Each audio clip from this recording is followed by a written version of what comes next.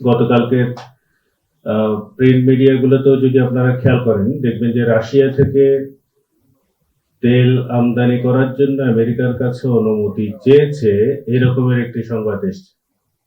চুক্তি তো কার্যকর হয়নি এখনো, চুক্তি হয়েছে, কার্যকর হয়নি, কিন্তু এখানে লিগ্যাল জায়গায় আমাদের বন্ধু মুশাহিদা সুলতানা ঋতুও যেটা বললেন, চুক্তি কিন্তু এখনো কার্যকর হয়নি। সো আমাকে ওইটা মানার বাধ্যবাধকতাই তৈরি হয়নি আইনের জায়গায়। আমরা এখনই গোলাম হয়ে গেলাম কেন? আমরা এখনই অনুমতি চাইছি কেন? অনুমতি চাওয়ারই তো কোনো প্রয়োজনীয়তা নেই।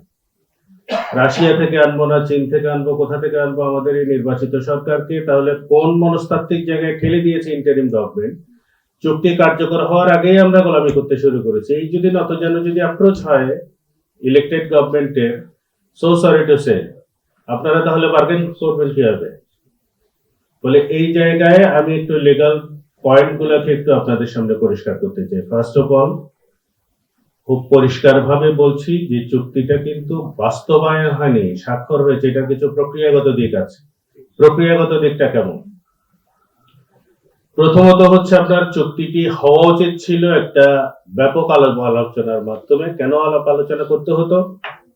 আমার দেশের অর্থনীতিকে প্রভাবিত করছে, রীতিমতো ভঙ্গুর অবস্থায় নিয়ে যাওয়ার মতো পরিস্থিতি তৈরি করবে এই চুক্তি, যেটা খুব পরিষ্কারভাবে আপনারা দেখেছেন প্রেজেন্টেশনে, এবং পূর্ববর্তী তিনজন বক্তাই খুব পরিষ্কারভাবে ওই জায়গাটাকে এমফাসাইজ করেছেন, অর্থনৈতিক বিষয়টাকে। আমার দেশের ডিসিশন মেকিং এর সার্বভৌমত্বটা পুরোপুরি নষ্ট হয়ে যাচ্ছে। আমাদের জীবিকা কি হবে না হবে সেটা তো আছে। আমাদের আইনি যে সুপ্রিমেসির জায়গাটা, একটা রাষ্ট্র তার নীতি যখন নির্ধারণ করে, আমাদের সংবিধানই বলে দিচ্ছে যে নীতি যখন রাষ্ট্রীয়ভাবে যদি যখন কোনো নীতি গ্রহণ করে, সেটা কোনো আদালতের মাধ্যমেও গিয়ে আপনি চ্যালেঞ্জ করতে পারবেন না, অর্থাৎ রাষ্ট্র এই জায়গাতে সুপ্রিম। তাহলে রাষ্ট্র নীতি যখন নিচ্ছে, নীতির অধীনে যখন একটা চুক্তি করছে, সেই চুক্তিটাতে তাহলে জনগণের ক্ষতি হবে না, জনগণের স্বার্থের বিপক্ষে যাবে না, সেই জায়গাটা তাদের প্রাইমারি কনসার্ন থাকে। এক্ষেত্রে একটা নির্বাচিত সরকার যদি থাকতো, যেটা এখন আছে আমাদের, তাহলে সেটা সংসদে আলোচনা হতো, আমি আপনি জানতাম, জনগণের মতামত দেওয়ার সুযোগ থাকতো। আপনারা শুনেছেন কেউ এই চুক্তিটা প্রকাশ হওয়ার আগে যে এরকমের একটা চুক্তি হতে যাচ্ছে? কনসালটেশন শুরু হয়েছে দুটোর বিষয়েই 2021-22 সন থেকে। জাপানেরটা বিশেষ করে 22 সনে শুরু, আমেরিকারটা অনেক আগেই হয়েছে। হয়তো প্রিভিয়াস গভর্নমেন্ট থাকলে তারাও হয়তো করতেন এই চুক্তি। এখন সেই প্রসঙ্গ তো আর এই মুহূর্তে উদাহরণটা আনার কোনো সুযোগ নেই, ওনারা করেননি। একটা বিশেষ পরিস্থিতিতে ধরেন গণঅভ্যুত্থানের মাধ্যমে সরকার পরিবর্তন হলো, সরকার পরিবর্তন হওয়ার পর যে গভর্নমেন্ট এসেছিল তাদের আদৌ ম্যান্ডেট ছিল কিনা এই ধরনের কোনো চুক্তি করা।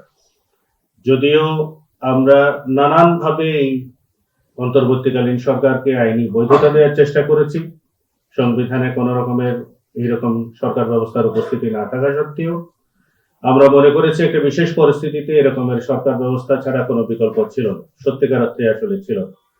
কিন্তু তাদের কাজের পরিধি কতটুকু হবে, কি কাজ তারা করবেন, সেখানে একটা পরিমিতি বোধ তাদের নিজেদের মধ্যেই থাকা উচিত ছিল বলে আমি মনে করি। এবং এটা আমাদের দেশের আপামর জনসাধারণের বক্তব্য কিন্তু এটাই ছিল, যে তারা দেশে কিছু সংস্কার করবেন, তারা বিচারটাকে নিষ্পত্তি করবেন যারা অপরাধ করেছে, এবং নির্বাচন অনুষ্ঠান করবেন। যদি এই তিনটা স্তরের কাজটাকে আমরা ধরে নিই, তাহলে এরকম দীর্ঘমেয়াদী বাংলাদেশের, যেখানে অর্থনীতি বাংলাদেশের সার্বভৌমত্বের উপরে প্রভাব পড়বে, এই রকমের সিদ্ধান্ত গ্রহণের কোন রকমের আইনি এখতিয়ার অন্তর্বর্তীকালীন সরকারের ছিল কিনা, আমি একজন আইনের ছাত্র হিসেবে মনে করি ছিল না। তারা সম্পূর্ণ বেআইনি ভাবে এই সিদ্ধান্ত নিয়েছেন, যেটা কোনো পাবলিক স্ক্রুটিনির কোনো সুযোগই হয়নি। এই জায়গায় এখন তাহলে আইনি বাধ্যবাধকতা কোথায়? আমাদের পঞ্চদশ সংশোধনের মাধ্যমে একটি নতুন অনুচ্ছেদ সংবিধানে যুক্ত হয়েছিল, 145-এর এ, ক্যাপিটাল এ, বা 145-এর ক।